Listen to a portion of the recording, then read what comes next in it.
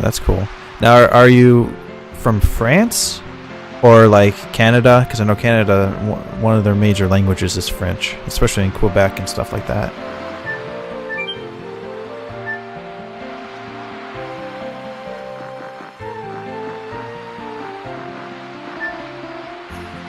I think we want to... Can I cross over that way? Oh, let's see. Do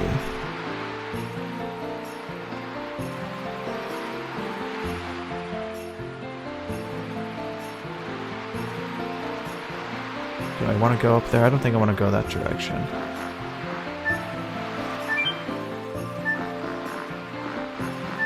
There we go. We're going to go up this way.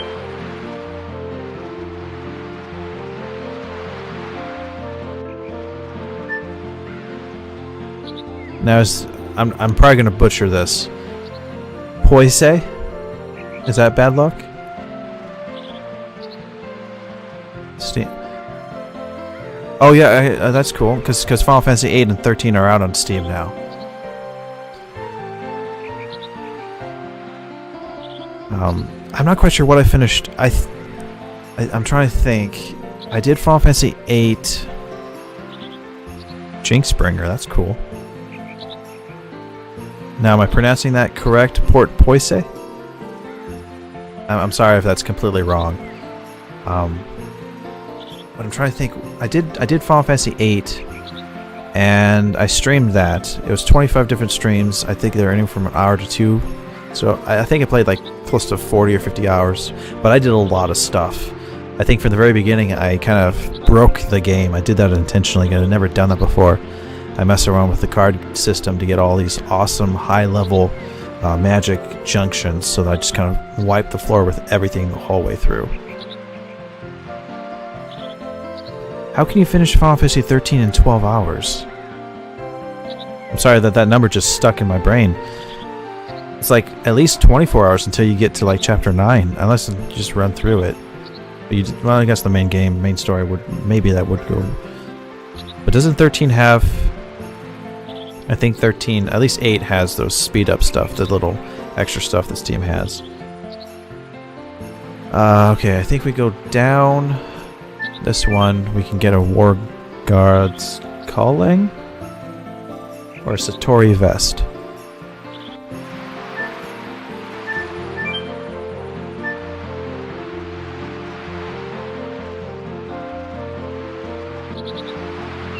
Oh, you don't have to be online to play Steam games like that?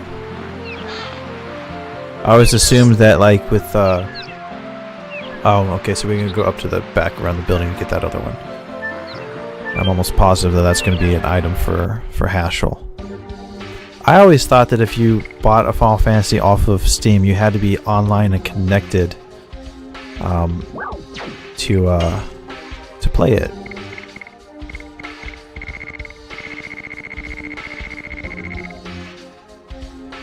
Okay, that's for him. Now, can anybody wear that?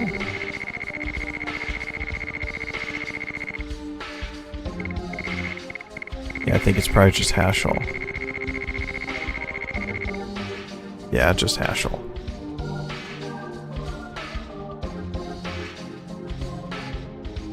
Okay, yeah, I'm just... Linguistics is not exactly my forte. Which I know I probably pronounced that wrong too. I'm almost positive I heard somewhere that it's fort, not forte. I think people use it so much like that I think it's almost become the new standard. Sort of like it's an accepted pronunciation for something once it's just so repeated. Okay, now...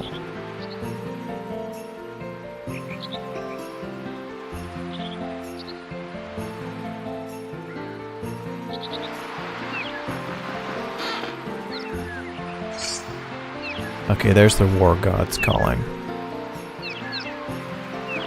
I haven't played Final Fantasy 13 since 2010? 2009 when it came out. That was another one I put in like 70 hours on. 75 hours or something like that. Okay, so we want to ignore Martel. I guess she's somewhere around here.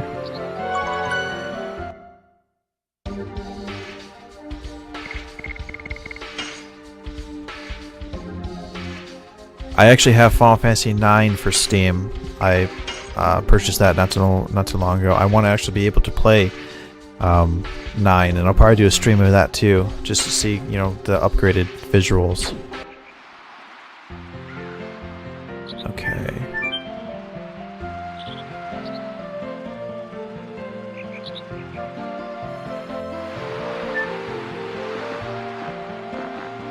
Oh, okay, so that just takes us to the same place. Okay, so I don't think any of these people here are going to help us with anything.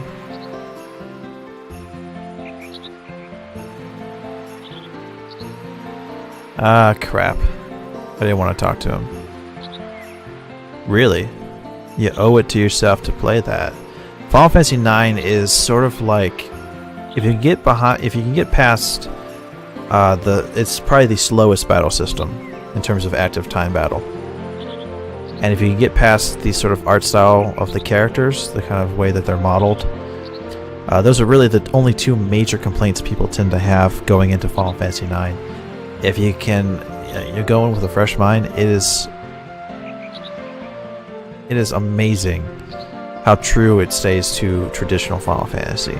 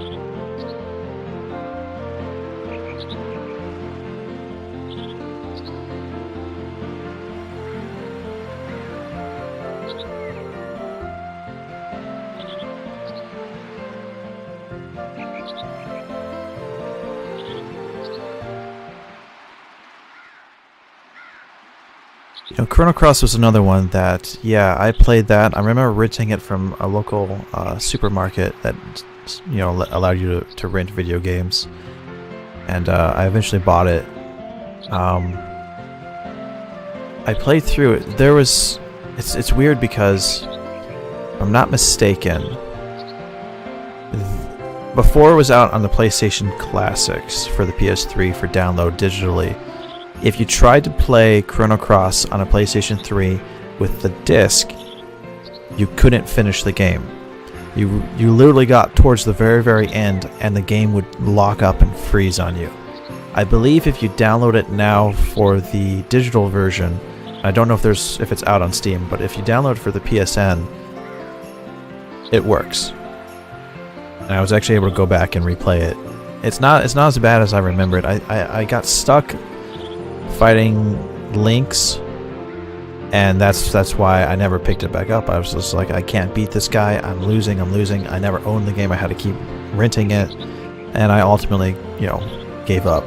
But again, this was when I was like 12 or 13, so going back as, you know, in my mid-20s was... I kept a fresher mind going into it. I don't know if it's better than Chrono Trigger, but I might have enjoyed Chrono Cross more.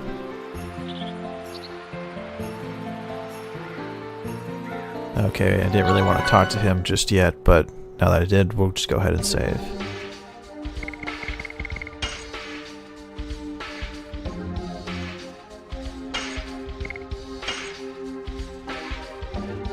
I still have I don't have a very large collection of PlayStation 1 games, but I do keep everything. I'm one of those people that like to collect, so if I buy something, I find it very hard to trade it in. I'm not one of those go to GameStop, buy a game, trade it in, and then beat the game, trade that in, and go towards... I like have a physical collection of something. Sort of like a roadmap of what I've done and played in life. Okay, so if we ignore her for right now, because we don't want to give her the last Stardust, because we don't have it yet.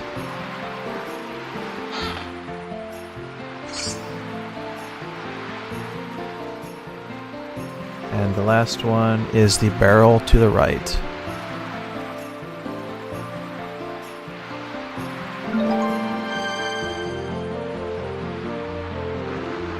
Okay. Now we can talk to Martel.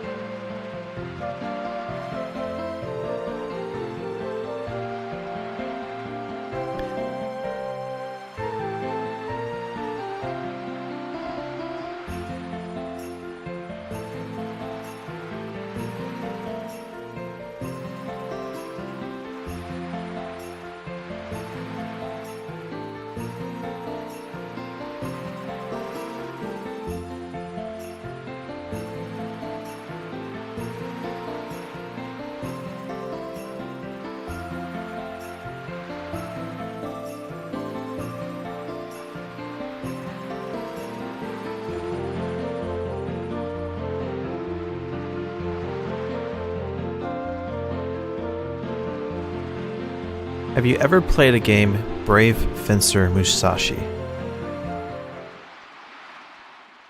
Since we're talking about old Squaresoft games from the PlayStation 1 era.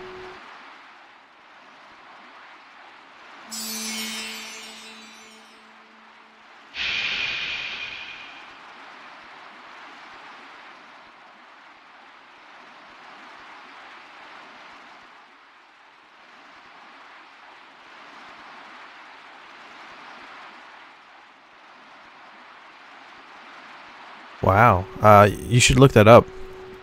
It's dated, obviously, because it's from the PlayStation 1 era, and it's kind of a action adventure hack slash platformer. It's kind of cool. I always loved the character designs for the main character, at least in the artwork. I know that it did somewhat of the PlayStation 2. There's a Brave Fencer Musashi as well. I don't know if it's a sequel or a reimagining, but definitely. Look, I mean, I think it's out. I think Brave Fencer Musashi. I don't know if it's out on the PSN or not. But that's definitely that's one of those gems that, you know, from my childhood. It's got a little bit of a following, fan base, but the ones that are there are diehard.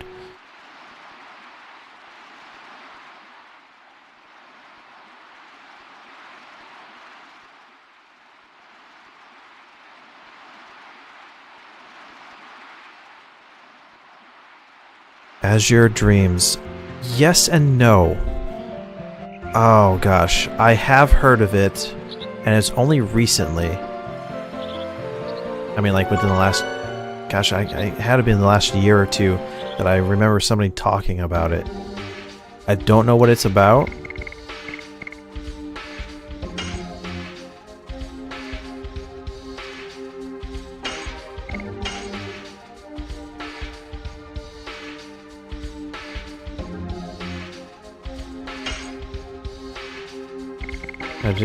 I wasn't quite paying attention to what they were saying. Do we have the Vanishing Stone?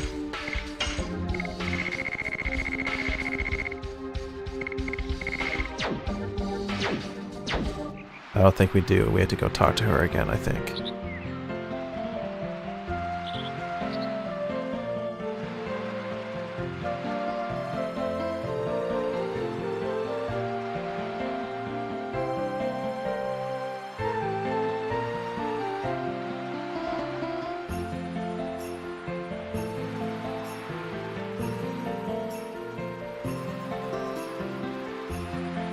I'll have to look into that. I remember playing another PlayStation 1 game,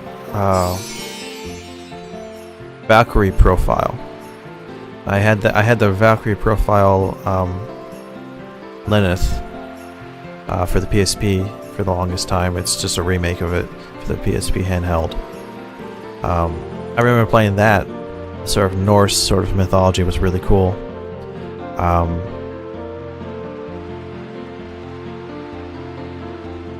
I've only played the PlayStation 1 equivalent. I've never played the original Super Nintendo version. I don't own an Apple product, so I don't have the iOS. But I'd be willing to bet. I've heard nothing but good things from the DS version. But I know that that's probably really expensive nowadays, because I don't think you can still buy it. You'd have to buy it, like, third party. Same thing with Legend of Zelda, Ocarina of Time. I remember playing that on the N64, never owned it, and I finally tracked down a copy for the 3DS, and believe it or not, I only played through the original Ocarina of Time for the first time, like, a year and a half ago.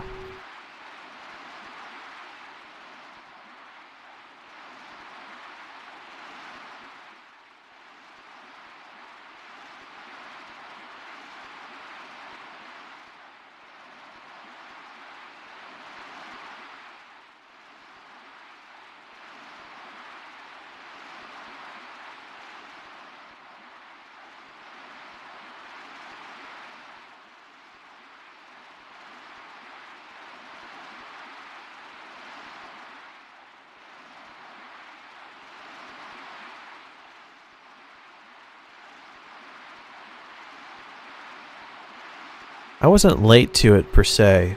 My friend had it for the N64 way back in like 90s or 2000s, whenever we played it. But again, in our 10-year-old, 9-year-old, 10-year-old brains, we couldn't figure out some simple puzzles. We enjoyed the fishing pond, but it was never really one of those games that I did a lot of. So when I finally got a chance to go back and play it, I'm like, I'd rather play it on the DS, see if that's, a little bit better. I have a lot of free time at my job, so I'm like, I'm gonna play through it. I'm trying to get through Majora's Mask, and that's one of the ones that's like, I just can't, it's kind of difficult, so it's currently on the back burner for now. Now, the Vanishing Stone that we have gotten from Martel.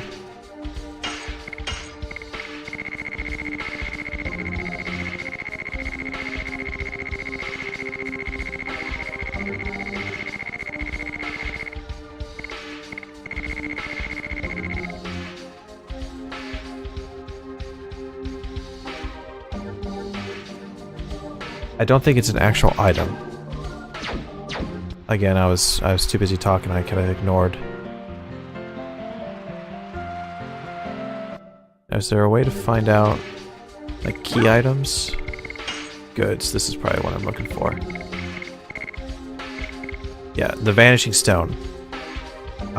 This stone, because we have collected all 50 of them, it is able to create side quests for us near the end of the game where we can get a lot of experience and gold. They're pretty much one done side quests, one and done, that I'm going to be attempting to accomplish once we get to that point, just before the end of the game.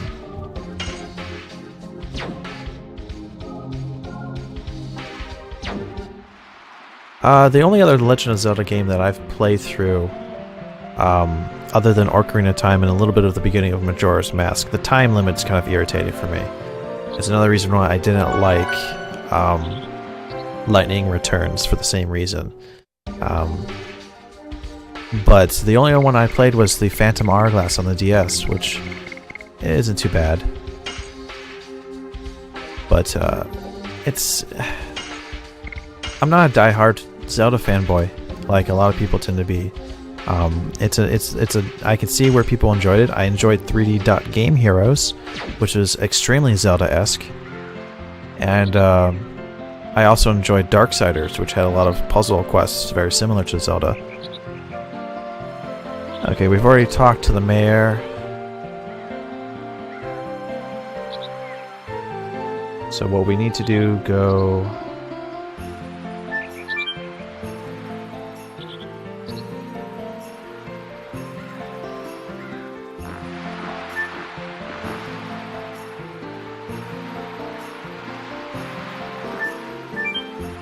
Who am I supposed to talk to? Him?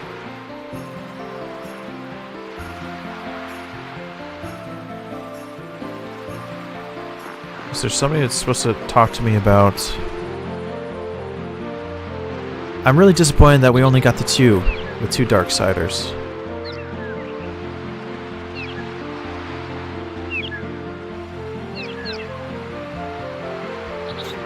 Devil May Cry, yes, yes.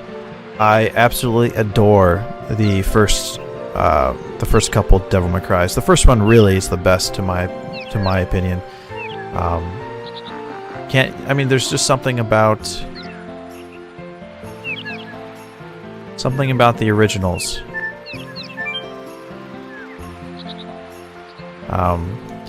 DMC4 was interesting, some of the mechanics. The reimagining, though, oh gosh. Fun to play. Don't like that it's called DMC.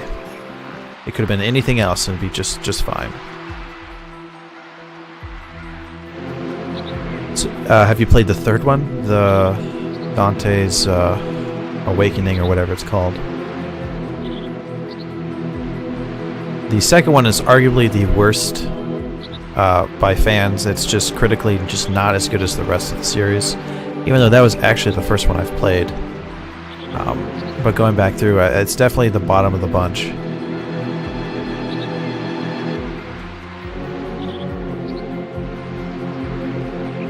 Really? Do you do speed runs? I almost feel like, now that you've said that, it almost seems like your username seems familiar.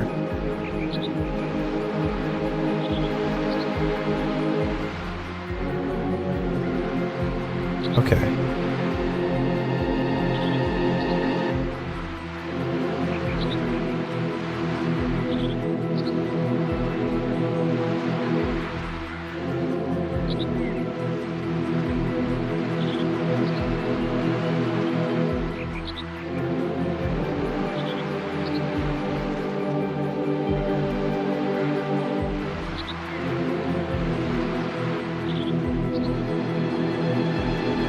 There are speedruns on just about anything nowadays. I wouldn't be quantified as a speedrun, but I have seen, and I've done it myself after watching them do it, get through the original Pokemon games, Pokemon Red and Blue, in under 30 minutes. Now technically you have to kind of be loose with what quantifies completing a game. If it's just for the Pokemon games, for instance, just getting to the Hall of Fame, you can actually do quite a few tricks with the way that the code. Once you know the code, you can kind of play around with certain. It's like it's hard to describe, like hex, decimal, like hacking, and you change stuff. Basically, anytime you enter a room, there's like checks, like okay, what the next room's supposed to be, and you can play around with a lot of stuff and certain type of actions. The original Pokemon games were bad, or I guess good in this way, that there were so many different things you can kind of get different results that were not intended because of the way it's coded, and you can just pretty much do this little thing, takes like 20 minutes, and you go through a door and boom, you're at the Hall of Fame. Now that, to my mind, is not a speed run, but it is from start to the end credits, probably the quickest way to do it.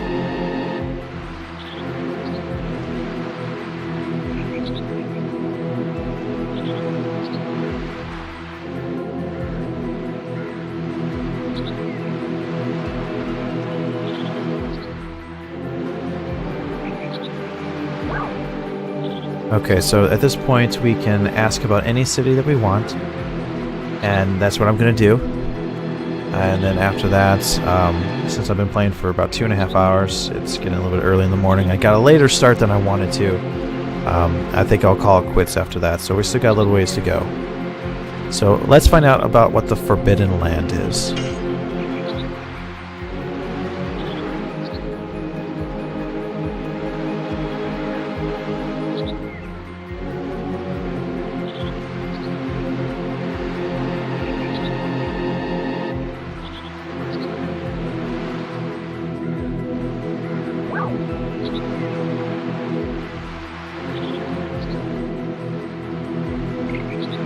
Birth City Crystal Palace.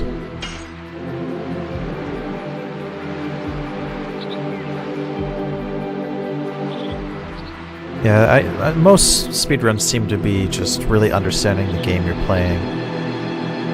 I've considered doing it for some games I'm very familiar with. Maybe not necessarily speedrunning. I did consider doing a 1 day and no saves for Final Fantasy VII. Let's find out about the Death City Mayfield. But back to 7, I'm so familiar with that game. When I did a Let's Play of it, just going through it, I did everything. Fought all the major bosses, except for, of course, the super bosses at the very end. From start to finish, it took me less than 24 hours. So I know if I optimized and I cut down some of this and jumped around through there and just kind of skipped a few things that are kind of just unnecessary fluff, I could easily beat the game in less than a day. No problem. Let's learn about Lost City Xenobatos.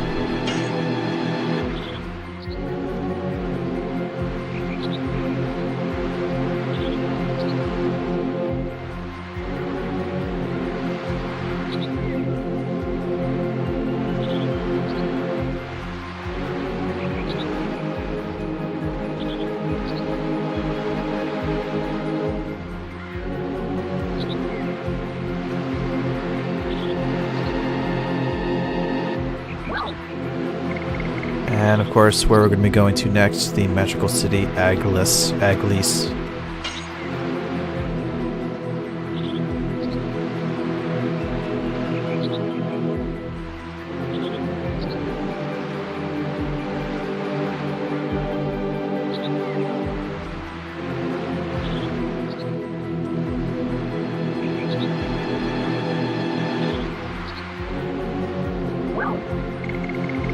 Okay, so we've learned about all 5 cities, 2 of which are already destroyed, but we will be going to all 3 of them, Mayfield, Xenobatos, and Aglis, and I think in the reverse order, Aglis, Xenobatos, and then Mayfield.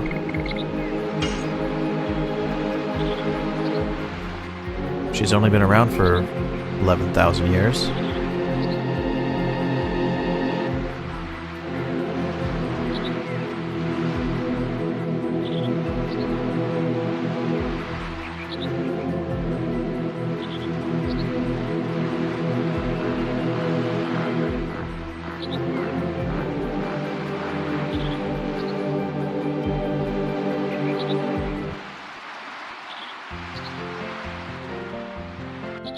Alright, Vegas Sarah, thanks for joining me for the stream. I'm definitely going to look into Azure Dreams. That's something I'm very interested in learning about.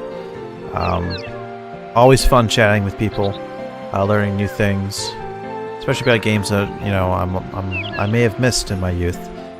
I'm going to be wrapping up the stream pretty soon as I save. So for those of you who joined, I guess there's more scenes, but thank you for joining me. That was it's very fun talking to all of you, and I hope to see you again on further streams.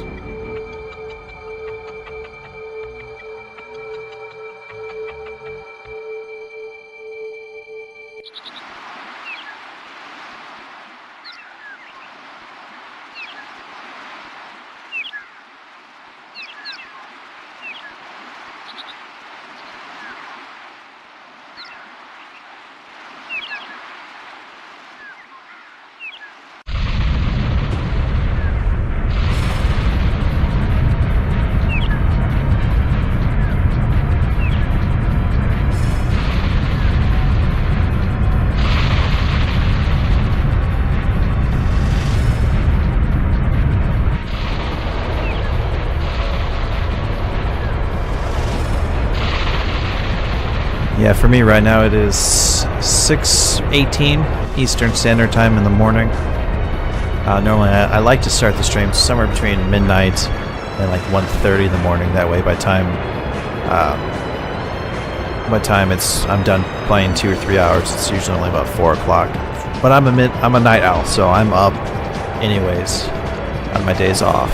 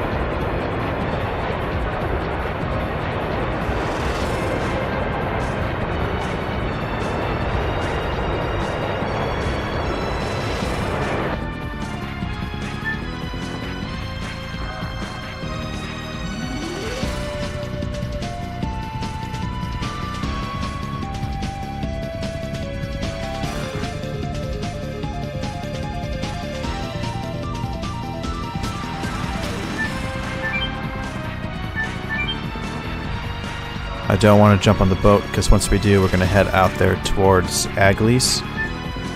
So we're going to go ahead and save. I know the music seems like it's very dire that we get there, but trust me, it'll wait. So let's save.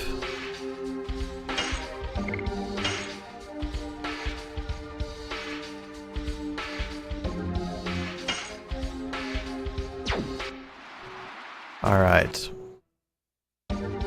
That'll be it for me. Thank you for watching. Thank you for tuning in. Let me run through you guys' names right now. Vegas Air, thank you for joining me. Again, I'm definitely going to check out some of those games. Port Royal, again, French, I'm sorry if I ruined your username. Jinx, was it Jinxbringer? If that's okay, if I ever see you again, we might go with that, if that's okay.